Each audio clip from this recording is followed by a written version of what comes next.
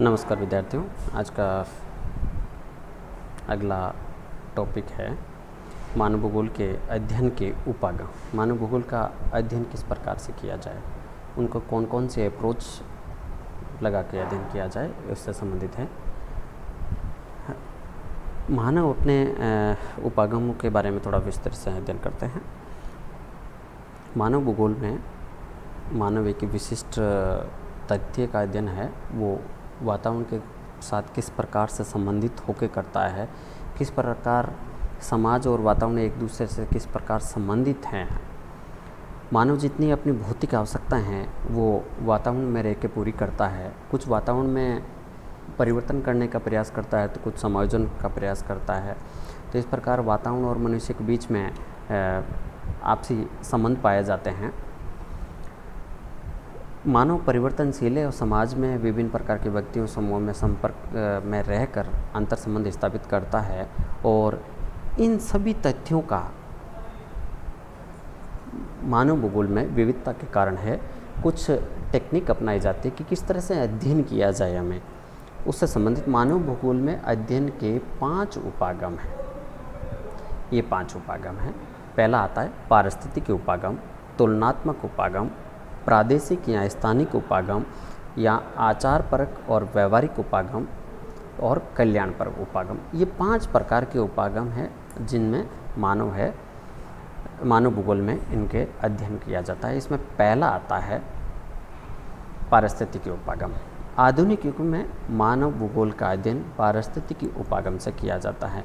विभिन्न प्रकार की जलवायु में किस प्रकार मानव अपने क्रियाकलाप करता है, उसके साथ किस तरह से समायोजन करता है, मानव विभिन्न प्रकार की जलवायु में किस तरह से वहाँ पर खेती करता है और विभिन्न प्रकार की अपनी तकनीकों से कृषि करने के तरीक़ों में किस प्रकार से वो बदलाव लाता है, ये सारे तथ्यों का अध्ययन है वो पारिस्थितिकी उपागम में किया जाता है। पारिस्थितिकी उपागम में एक क्षेत्र के विभिन्न अंतर संबंधी तथ्यों का अध्ययन है वो एक इकाई के रूप में किया जाता है और इसलिए किया जाता है पारिस्थितिकी उपागम में क्योंकि उस क्षेत्र विशेष का वैज्ञानिक ज्ञान है वो उपलब्ध हो सके। तो पारिस्थितिकी उपागम क्या हुआ कि विभिन्न पृथ्वी पर जो विभिन्न प्रकार की जलवायु है उसमें विभिन्न प्रकार का जो भूमि उपयोग है, मानव अपनी सोच या समझ, अपनी कौशल या दक्षता के आधार पर विभिन्न क्षेत्रों में जो अपने अनुसार परिवर्तन लाने का प्रयास करता है, कृषि तरीक़ों में बदलाव लाने का प्रयास करता है और प्रत्येक क्षेत्र को एक इकाई के रूप में मनुष्य और वातावरण के सभी पक्षों का अध्ययन करता है। ये मूल बात है कि प्रत्येक इकाई क्षेत्र में मनुष्य और वातावरण के सभी पक्षों का अध्ययन करता है। तो इस प्रकार पारिस्थितिक उपागम कहलाता है। दूसरा आता है तुलनात्मक उपागम। अब तुलनात्मक उपागम क्या है, सबसे पता चल रहा है तुलनात्मक उपागम में कि इस प्रकार के अध्ययन में 2 या 2 से अधिक भौतिक समानता वाले क्षेत्रों को चुनकर मानव द्वारा प्रभावित कारकों का तुलनात्मक अध्ययन करने के उपरांत निष्कर्ष निकाला जाता है। जैसे अमेज़न और कांगो बेसिन में तुलनात्मक अध्ययन करें क्योंकि दोनों भूमध्य रेखा पर स्थित है, दोनों में अलग अलग प्रकार की जनजातियाँ पाई जाती है।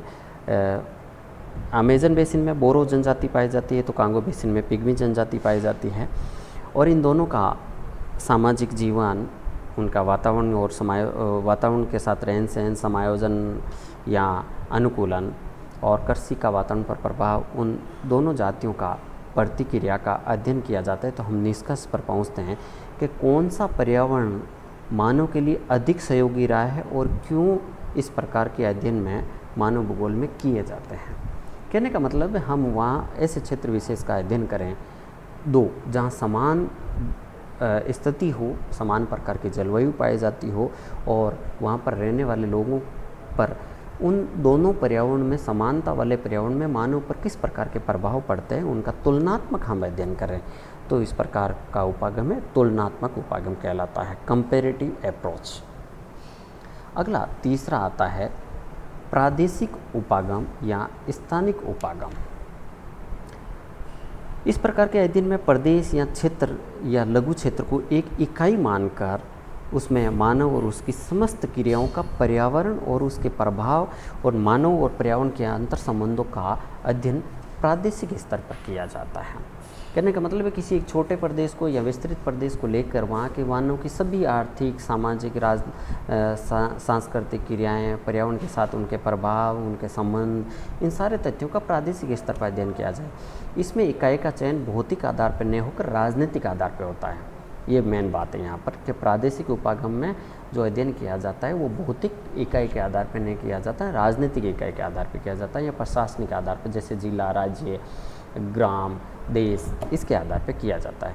किसी भी प्रदेश या देश या लघु प्रदेश के अध्ययन में निम्न बातों का ध्यान रखा जाता है कि हम किन किन तथ्यों का वहाँ पर उस प्रादेशिक उपागम में अध्ययन करेंगे। तो इसमें पहली आती है अक्षांशीय स्थिति। वो किस तरह के अक्षांशों पर निर्भर है, अक्षांशों पर स्थित है, वहाँ के तापमान, दाब, वायुदाब, वर्षा आदि का वहाँ पर किस तरह का स्थिति पाई जाती है। अगला आता है भौगोलिक स्थिति। वो समुद्र विश्व रेखा से कितना दूर है, समुद्र से कितनी ऊंचाई पर स्थित है, इस तरह की स्थिति का अध्ययन किया जाता है। वहाँ के क्षेत्र की जलवायु, भू आकारिकी किस प्रकार की है, वहाँ पर पशु जीवन किस प्रकार का है, मानवीय तथ्यों का अध्ययन है वो किस प्रकार से किया जाता है। इन सारे तथ्यों का अध्ययन है वो प्रादेशिक उपागम में किया जाता है। अगला आता है आचार परक या व्यवहारिक उपागम। मानव भूगोल की विषय वस्तु है जो 20वीं शताब्दी के अंतिम दशकों में एक व्यवहार परक उपागम के कारण क्रांतिकारी गुणात्मक परिवर्तन आए। कहने का मतलब है प्राचीन काल में मानव भूगोल का एक 18वीं 19वीं शताब्दी 20वीं शताब्दी के मध्य तक है, मानव भूगोल में ज़्यादा नई तकनीकों का उपयोग नहीं किया जाता था, केवल साधारणतः भौतिक सांस्कृतिक तथ्यों का अध्ययन किया जाता था। जैसे ही विकास हुआ 20वीं शताब्दी के मध्य के बाद मानव भूगोल में विभिन्न प्रकार के गणितीय या ये कहें मात्रात्मक तथ्यों का समावेश किया गया, और इन तथ्यों का समावेश है वो मानव ने अपनी गुण, रुचि, आवश्यकता, बौद्धिक क्षमता, सर्जनता इन तथ्यों के आधार पर किया। और उन्होंने पाया कि विभिन्न क्षेत्रों के लोग हैं जो मानवीय गुण, रुचि, व्यवहार में अंतर पाए जाते हैं, और वहाँ के विभिन्न क्षेत्रों के भौगोलिक प्रतिरूपों में भी अंतर पाया जाता है। तो इस प्रकार मानवीय व्यवहार सर्वाधिक महत्वपूर्ण होता है, और इन तथ्यों का जो विश्लेषण है व्यक्तिगत आचरण को प्राथमिकता प्रदान करते हुए किया जाता है। तो इस प्रकार का उपागम है आचार परक या व्यवहारिक उपागम कहलाता है। कहने का मतलब सीधा सा हुआ कि मानव अपने व्यवहार है, अपनी रुचि है, अपनी बौद्धिक क्षमता है, सर्जनता है या आवश्यकता के आधार पर जो किसी क्षेत्र विशेष के भौगोलिक तथ्यों का अध्ययन करता है, वहाँ का विश्लेषण करता है, वो अपनी आवश्यकता अनुसार उन तथ्यों को प्राथमिकता देता है। तो इस प्रकार का अध्ययन है वो आचार परक या व्यवहारिक उपागम कहलाता है। अगला आता कल्याण परक उपागम। इस उपागम का 1960 के बाद दशक के बाद हुआ, जिसमें मात्रात्मक और मॉडल निर्माणों की प्रतिक्रिया का परिणाम था, और 1970 के बाद है ये उपागम शुरू होता है। ये उपागम व्यवहार परक उपागम से ही मिलता जुलता है। इसमें भौगोलिक अध्ययन में मात्रात्मक विधियों व आंकड़ों के अत्यधिक प्रयोग के कारण क्या हुआ, असामयिक सामाजिक समस्याओं पर ध्यान नहीं दिया जाने लगा, क्योंकि ये कुछ उपागमों का आचार परक या व्यवहारिक उपागम आने के कारण मानव भूगोल का वो अध्ययन है केवल मानव अपने हित के लिए किया जाने लगा। तो वहाँ पर कुछ समसामयिक समस्याएं, सामाजिक समस्याएं, उन पर ध्यान नहीं दिया जा रहा था, अर्थात मानव कल्याण पर नहीं ध्यान दिया जा रहा था, ये मानव की विभिन्न समस्याओं पर ध्यान नहीं जा रहा था।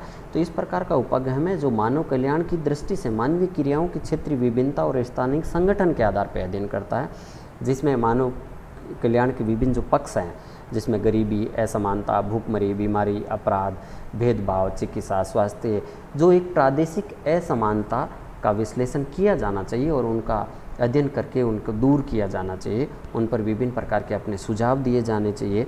तो कहने का मतलब है कल्याण पर उपागम वह उपागम हुआ जिसमें मानवीय कल्याण को ध्यान में रखते हुए भूगोल का अगर अध्ययन किया जाता है और मानवीय समस्याओं का निराकरण हेतु विभिन्न प्रकार के अपने सुझाव दिए जाते हैं और प्रादेशिक असमानता को दूर करने का प्रयास किया जाता है। इस प्रकार का अगर उपागम है, अध्ययन करने की पद्धति है, तो वो कल्याण पर उपागम में की जाती है। तो इस प्रकार मानव भूगोल के अध्ययन में विभिन्न प्रकार के जो 5 उपागम है, इन उपागमों का अध्ययन किया जाता है।